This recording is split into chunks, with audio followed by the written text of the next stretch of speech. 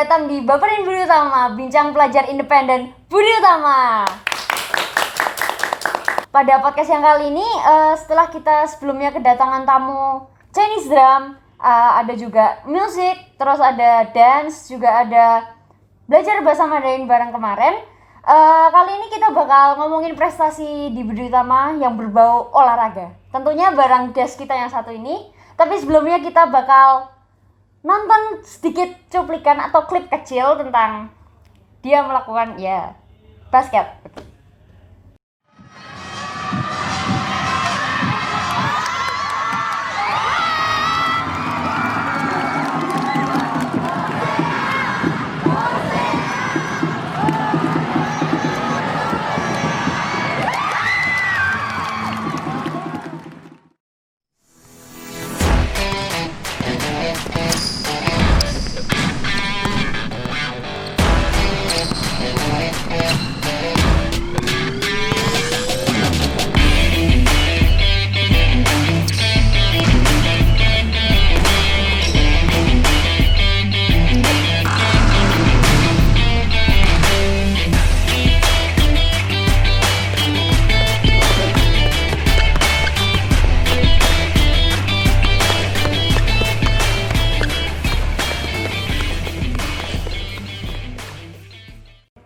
Hai guys, kembali lagi, ini Cincin dan kita kali ini kedatangan guest kita. Halo, nama saya Jose Glory dari kelas 12 MIPA. Ya, saya ini adalah salah satu ceritanya atlet yang terkenal bukan atlet, belum jadi atlet, cuma salah satu ikon olahraga yang terkenal di Budi Utama. Dia ini kapten basket sekaligus futsal, ya. Iya. Angkatan keberapa? Tahun berapa gitu? Tahun 2020 itu jadi kapten tim basketnya. Kalau tim futsalnya udah nggak ada karena SMP, pertandingan futsal di Jogja ini ditiadakan karena sering tawuran. Waktu itu masih jadi kapten tim SMP. Oke. Jadi Yosea nih, kapan kamu mulai berkecimpung atau mulai suka sama dunia perolahragaan ini? Waktu SD aku suka olahraga. Jadi aku mulai olahraga itu di olahraga futsal. Jadi aku ikut futsal tuh dari kelas 1 SD sampai ke kelas 8. Lama ya? Iya, cukup lama. Abis itu mulai basket itu waktu kelas 7 tapi cuma ikut 1 semester. Nah baru mulai tertarik lagi itu baru di kelas 9 semester 1 atau semester 2 awal gitu.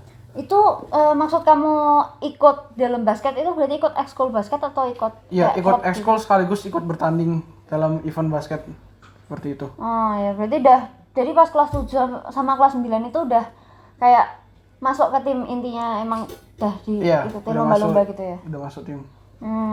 Nah, aku mau nanya dikit nih, kita kan sekarang kalau sekarang futsal sudah ditiadakan, kan berarti Budi Utama ini lebih ke fokus ke tim basketnya ya? Iya benar. Mau nanya dikit tentang sistemnya di tim basket ini gimana sih? Sistem latihannya atau gimana? Sistem latihannya ya wajar-wajar aja seperti tim-tim basket lainnya. Yang pertama pasti pemanasan dulu agar nggak cedera.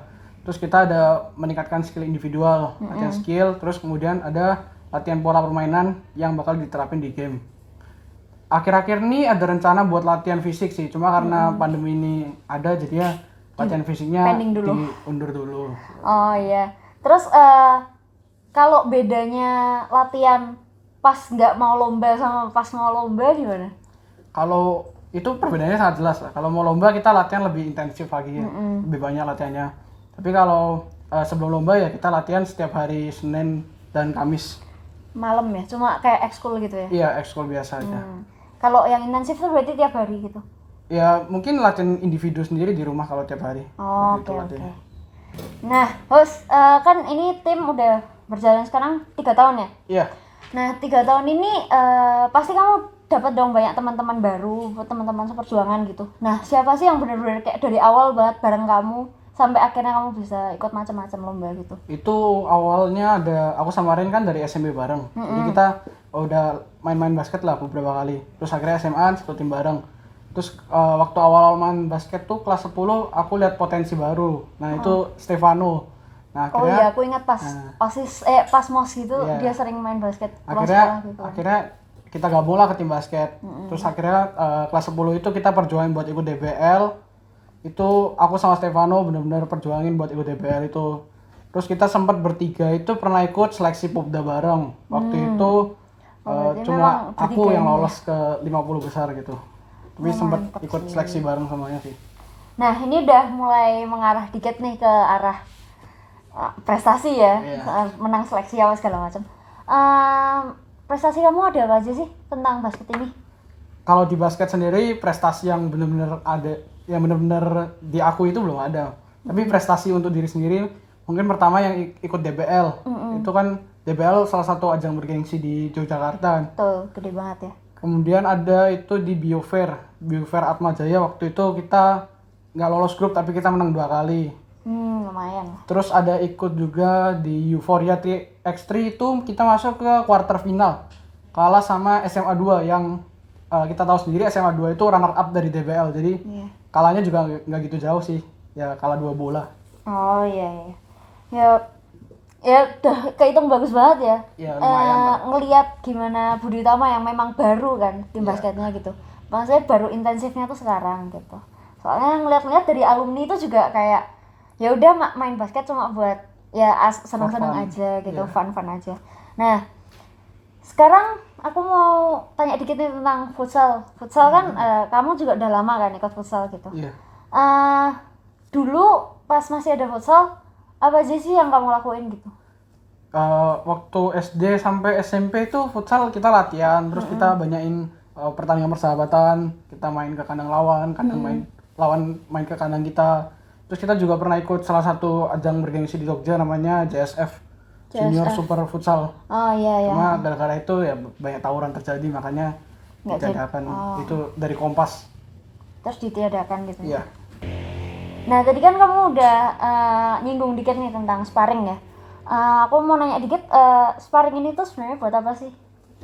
Sparring itu buat kita nerapin formasi kita apakah bisa dimainkan untuk lawan tim ini, terus juga ngasah skill individual kita, misalnya diajak by one sama musuh, kita harus lihat situasi dan kondisi seperti apa. Terus juga kita mau tahu sampai mana potensi kita, kemampuan iya, kita di kalangan umum seperti itu. Nah Ros, selain kamu berkecimpung di dunia olahraga ini yang udah lama banget kan kamu pursue, dari kelas 1 SD ya tadi Iya, kamu bilang. Kamu malah pada akhir-akhir ini 2 tahun terakhir ya kayaknya. Iya benar. Kamu ikut lomba yang berbau penelitian, ya kan? Tahun lalu kamu sempat ikut lomba kan, tapi aku lupa judul namanya 2 apa ya? tahun lalu aku ikut lomba SRE, Sagasitas Research Exhibition. Oh ya, terus kamu di situ buat apa sih gitu? Jadi waktu itu aku buat AR gamelan, Oh, air gamelan. augmented reality gamelan. Itu gimana maksudnya? Jadi ada satu kertas itu kita ngeprint gambar gamelan, terus kita nggunain teknologi sekarang pakai HP, jadi kita bisa main gamelan tuh di udara gitu, jadi pop up dari kertasnya. Iya. Oh, keren masih. Tapi pas itu belum dapat Belum dapat penghargaan, tapi kita pernah pameran di Kulon Progo waktu itu sama Jenny juga. lumayan banget ya berarti ya. Pengalamannya sebenarnya. Pengalaman. Nanya ini kan aku nggak langsung lompat. Mau nanya dulu, kamu kok bisa tiba-tiba tertarik buat ikut penelitian itu gimana? Padahal dari olahraga gitu tuh loh. Waktu itu kelas 10 aku sempat ikut klub IPA, klub penelitian IPA yang dibimbing oleh Pak Gun. Nah waktu itu banyaklah inspirasi dari beliau itu, semangat, kata-kata motivasi buat ikut penelitian. Akhirnya udah buat beberapa penelitian, kita ajuin buat ikut lomba gitu. Tiba-tiba keterima. Waktu itu hokinya keterima buat ikut pameran di Kulon Progo itu, tapi kurang beruntung lah, belum dapet juara. Tapi kan lumayan dapat pengalamannya itu Iya. ya. Sampai pada akhirnya tahun ini kamu akhirnya bisa menang ya di lomba penelitian. Nah, nama lombanya itu apa sih? Tahun ini aku ikut FIKSI, Festival Inovasi dan Kewirausahaan Siswa Indonesia. Itu aku dengar-dengar itu acara yang cukup besar gitu ya. Iya, salah satu event terbesar. Itu mirip-mirip sama OPSI itu Olimpiade Penelitian Siswa Indonesia. Oh ya, ini tingkatnya nasional gitu ya. Tingkat nasional. Nah, kamu katanya menang juara apresiasi juri ya? Iya, benar. Itu maksudnya gimana sih? Jadi dari berbagai macam produk yang dikirimkan itu ada 3 juara medali dan 2 apresiasi dari juri. Nah, kan aku buat dendeng salak. Jadi juri mengapresiasi tempatku itu sebagai olahan vegetarian baru. Iya. Jadi pengeluaran terbaru dari olahan produk vegetarian. Ah iya ya bener sih. Udah vegetarian terus memanfaatkan salak yang notabene Iya. marak di Itu Jogja gitu ya. salak itu salah satu potensi lokal dari Sleman. Bener. Nah host, kamu kan pada akhirnya bisa menang fiksi ini kan. Tentunya itu perjalanan panjang dong, nggak mungkin kayak secara singkat kamu dapat apresiasi itu. Iya. Nah bisa dijelasin dikit gimana kamu awalnya bisa tiba-tiba ketemu ide buat dendeng salak gitu? Jadi waktu itu ada tugas PKWU, disuruh nyari potensi lokal daerah kita yang bisa membuat inovasi baru, bisa jadi inovasi baru. Kebetulan Nah kepikiran salak lah, ya bawa salak. Terus kita juga mikir, dendeng ini salah satu makanan Indonesia juga, tapi jarang diangkat. Maksudnya dibuat inovasi baru gitu. Makanya kita coba aja buat dendeng salak. Jadi waktu itu akhirnya aku sama Steven mutusin buat ikut lomba ini karena kita kelas 12 juga harus ada prestasi lah istilahnya lulus. Bener. Nah, dengan persiapan yang sangat minim tapi ya kita beruntung lah. Akhirnya kita masuk ke final fiksi ini. Wah iya. Jadi di final fiksi ini persiapannya benar-benar sangat padat lah. Kita cuma diberi waktu ya kurang lebih 1 bulan sampai pameran lah. Sebenarnya kayaknya kendalanya lebih ke sekarang online nggak sih? Iya. Dan kebetulan teman kita yang namanya Steven itu tinggalnya di Magelang, jadi kayak komunikasi susah, ngerjain proyek bareng susah gitu. Banyak halangan lah, tapi dengan halangan itu nggak boleh jadi sebuah alasan. Ya kita tetap harus berusaha semaksimal mungkin. Nah, Ya malah dari situ bisa nemu akhirnya malah bisa ritmenya. jadi dapat apresiasi juri kan. Iya. Segala sesuatu tuh jangan bilang nggak bisa dulu lah, yang penting coba dulu. Ya benar. Nah, kita kan udah dari tadi udah bahas tentang kayak kamu berkecimpung di dunia olahraga, terus ada sekarang penelitian gitu. Nah, dari segala proses yang kamu jalanin ini, tentunya dari kelas 1 SD yang tadi olahraga itu, kamu merasa kayak ada apa sih kayak kepribadianmu gitu berkembang nggak sih selama proses ini gitu? Banyak dapat sifat-sifat yang bisa dikembangkan lah. Yang pertama itu ada leadership, jadi kita harus bisa memimpin sebuah tim. Kan jadi kapten tim itu nggak mudah lah istilahnya buat bangun chemistry anak-anak, terus ngatur berbagai macam ide dari mereka itu pasti susah. Nyatuin berapa kepala gitu ceritanya. Terus teamwork dalam sebuah tim yang diperlukan itu teamwork. Kalau nggak ada teamwork nggak bakal bisa jalan itu sebuah tim itu. Terus juga ada sifat mandiri juga. Misalnya Steven di Magelang, kita juga harus bisa ngerjain apa yang kita bisa kerjain dulu, nggak usah nunggu-nunggu. Nggak saling ketergantungan itu. Mungkin mau nambahin dikit, kan aku juga udah kenal kamu lama kan. Kamu tuh orangnya emosian ceritanya, dan semakin kesini semakin sabar gitu deh karena berbagai kayak ceritanya kejadian-kejadian. Bisa diceritain salah satu di mana kamu kayak titik balikmu lah ceritanya gitu. Titik balik itu waktu DBL match pertama lawan PL. Kan kita selesai quarter 2 itu ketinggalan jauh kan. Ya, posisi aku sebagai kapten tim kan ya nggak puas, terus ya ada rasa kesal lah, maksudnya anak-anak teman-teman kenapa mainnya jelek kayak gitu. Jadi ya Merasa jago. ya, bukan merasa jago, maksudnya kurang maksimal lah, mereka performanya nggak kayak biasanya. Akhirnya kan kesel juga kan, akhirnya ya aku ngeluapin semua emosinya. Habis itu teman-teman lain disuruh keluar, terus aku diomongin sama Mr. Tito, sama coach juga, coach Rinto, jadi kapten tuh nggak boleh emosian, mainnya harus lebih sabar.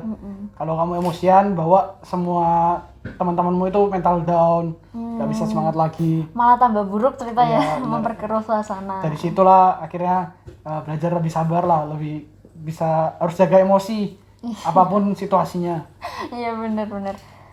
Terus yang jelas kamu bisa tambah profesional ya di sini ya. Iya bener, ya dapat banyak pengalaman lah.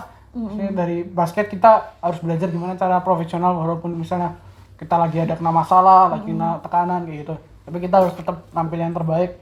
Juga waktu fiksi gitu kan, misalnya ada kendala koneksi segala macam, kita harus tetap profesional, nggak boleh ngeluh, nggak boleh down segala macam. Di kayak aku kan juga termasuk orang yang banyak kegiatan gitu. Kamu kan juga sekarang ceritanya banyak kegiatan gitu. Nah di sini pembagian waktu itu kan sesuatu yang sangat krusial gitu loh. Bisa diceritain dikit gimana pembagian waktumu membagi antara sekolah, olahraga, sama penelitian ini enggak? Kalau sibuk itu bukan ceritanya lagi ya, emang sekarang ini sangat sibuk, terutama masa-masa mau daftar kuliah juga kan. Jadi yang pasti yang utama pelajaran. Kita nggak boleh ngelupain pelajaran demi olahraga. Betul. Jadi yang pasti kita ikut pelajaran dulu. Nanti misalnya sebelum pelajaran lah kita bisa olahraga dulu. Terus kita pelajaran, habis pelajaran masih bisa olahraga lagi. Terus kita juga harus belajar persiapan buat kuliah, belajar buat ulangan kayak gitu. Jadi harus seimbang semuanya. Terus seimbang gitu ya. Nah, host, di antara kegiatan yang sibuk ini ya, kan pasti banyak halangan juga kan. Termasuk kayak ceritanya izin dari orang tua, izin dari sekolah, izin dari segala macam gitu. Nah, mungkin bisa diceritain dikit gimana kayak apa ya, tanggapan atau komentar orang tuamu ngelihat kamu tiba-tiba jadi sibuk semasa SMA ini. Mungkin aku tarik balik dari waktu DBL ya. Waktu itu orang tua sangat gak ngizinin basket karena disuruh belajar sama les kayak gitu. Cuma aku yakinin mereka kalau aku bisa bagi waktu, mana kapan aku basket, mana kapan aku les, mana kapan aku belajar. Nah dari situ akhirnya orang tua percayalah karena ya kita udah SMA lah, masa nggak bisa dipercaya. Akhirnya dibolehin lah basket. Terus sekarang ini masa pandemi juga kan, jadi kita ngurangin basket, kita banyakin belajar, harus bagi waktu lah. Ya tetap harus olahraga tapi tahu waktu, nggak boleh ganggu pelajaran juga. Makanya dari situ pasti orang tua percayalah sama kita. Lama-lama ketok gitu iya. ya. Kita harus ngasih hasil maksimal juga waktu ulangan, waktu kita belajar di sekolah, kita harus serius lah. Nah ya benar. Oke, kali ini kita bakal langsung masuk ke segmen kedua kita, 5 fast question. Di sini aku bakal ngasih kamu 5 pertanyaan dan kamu harus jawab secara cepat antara 2 pilihan. Oke? Oke. Langsung aja kita mulai ke pertanyaan pertama. YouTube atau game? Game. Oke. Terus kedokteran atau olahraga? Kedokteran. Kedokteran. Terus penelitian atau pelajaran? Pelajaran. Oke. Terus matematika atau biologi? Kedokteran loh, kedokteran loh. Matematika. Tetap matematika, oke. Basket atau futsal? Basket. Nah, terus tadi kan aku nanya kamu pilih YouTube atau game? Iya. Yang kebetulan dua-duanya itu sama-sama ceritanya stress reliever buat berbagai macam orang gitu ya. Kenapa sih kamu pilih game di atas YouTube? Jadi dari game itu aku bisa dapat banyak teman yang pertama. Kedua juga dari game ini ya bisa ngilangin stres, walaupun di YouTube juga bisa. Dan menurutku main game ini lebih bisa melepas stres. Itu pilihan terbaikku lah kalau misalnya aku lagi bener-bener stres, bener-bener capek. Nah, aku perginya ke game dulu. Nah iya. Terus kan tadi aku nanyakin tentang kedokteran karena kamu rencana mau kuliah kedokteran gitu kan. Kenapa pada akhirnya milih kedokteran padahal kamu selama ini udah kayak pursue olahraga gitu? Jadi aku milih kedokteran ya tetap walaupun aku milih kedokteran nantinya tetap aku bakal olahraga juga. Tapi ya untuk masa depan saat ini lebih baik milih kedokteran dulu. Betul. Kita singkirkan dulu olahraganya. Jadi tetap hobi itu terpisah gitu ya? Iya, hobi masih bisa dijalankan belakangan lah. Masa depan itu pilihan kita sekarang, jadi kita harus nentuin sekarang. Iya betul. Gitu. Nah, terus tadi aku nanya matematika atau biologi. Notabene biologi itu kan salah satu hal yang paling krusial di kedokteran gitu. Kamu milih matematika gitu loh. Karena matematika itu aku suka matematika lah dari SD. Aku ikut semua, aku ikut lomba matematika, hitungannya jago ya? Iya nggak jago lah, maksudnya ya suka aja lah, suka sama angka-angka ngitung-ngitung. Suka banget dari kecil ngitung-ngitung. Nah, terus tadi kamu tak tanyain penelitian atau pelajaran. Terus kamu milih apa tadi? Pelajaran ya? Pelajaran. Iya, pelajaran. Iya, kayak yang tadi udah dijelasin mungkin ya, prioritas utama tetap pelajaran ya. Iya, walaupun nanti di kedokteran ini kan juga bisa kita mengembangkan penelitian kan. Tapi ya fokusnya saat ini ke pelajaran dulu. Udah mau ujian, udah mau masuk kuliah, harus pelajaran dulu. Itu yang kayak jadi syarat utamanya dulu gitu kan. Kan kita pelajar. Masa kita ya boleh penelitian, tapi ya kita harus tetap pada pelajaran lah. Oke. Fokus pada pelajaran. Oke. Terus tadi ada pertanyaan kelima tentang basket atau futsal. Dan kamu memilih ngorbanin futsal yang notabene kamu kejar 8 tahun demi 4 tahun. Ya. Basket yang cuma 4 tahun. Ya karena sekarang hobinya udah basket, bicara futsal. Ya apa-apa sekarang basket, di rumah juga kalau ada waktu senggang mainnya basket, main futsal lagi. Ya karena faktor lingkungan juga, ya faktor keluarga juga sih. Adik kan suka basket, jadi ya ada teman main kayak gitu. Adik ya berarti ya. Iya. Oke. Sekarang kita udah menutup segmen kedua kita. Sebelum kita menutup podcast kali ini, aku mau nanya dulu ke kamu. Ada nggak sih motivasi yang kata-kata motivasi yang bisa bikin kamu kayak selalu keep on your track gitu sampai sekarang? Mungkin motivasi waktu pertandingan aja kali ya, boleh. biar berusaha menang. Jadi anggap semua lawanmu itu sama, karena mereka sama-sama makan nasi bukan makan batu. Nah, kalau makan batu baru takut sama mereka. Absurd ya. Terus juga mindset kita pas tanding itu nggak boleh kayak waduh kita kalah tinggi sama dia kali. Pokoknya mindset kalian itu pas tanding Kita lebih jago. kita lebih jago dari Oh, mereka, kita mantap. lebih jago dari mereka. Kita pasti juara. Kita ngejar juara 1, bukan juara 2, juara 3, juara 4. Mindsetnya tetap harus yang tertinggi dulu. Walaupun hasil akhirnya kita belum tahu. Ya ini sih yang kayak ceritanya bisa nge-boost mental kalian kan kalau kayak gitu.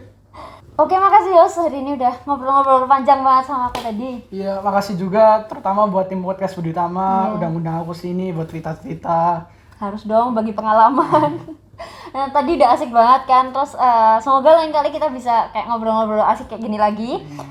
Dan untuk semuanya yang menonton podcast episode kali ini, selalu ingat buat pandemi ini kita harus selalu mematuhi protokol kesehatan. Harus selalu cuci tangan, pakai masker, terus jaga selalu kebersihan badan. Terus ingat untuk jaga jarak aman ke 1 meter. Nah, di sini aku cuma bisa ngomong keep healthy and be happy guys. Mungkin ada Jose yang mau nyampe sesuatu? Nggak ada. Nggak ada. Terima kasih, bye bye.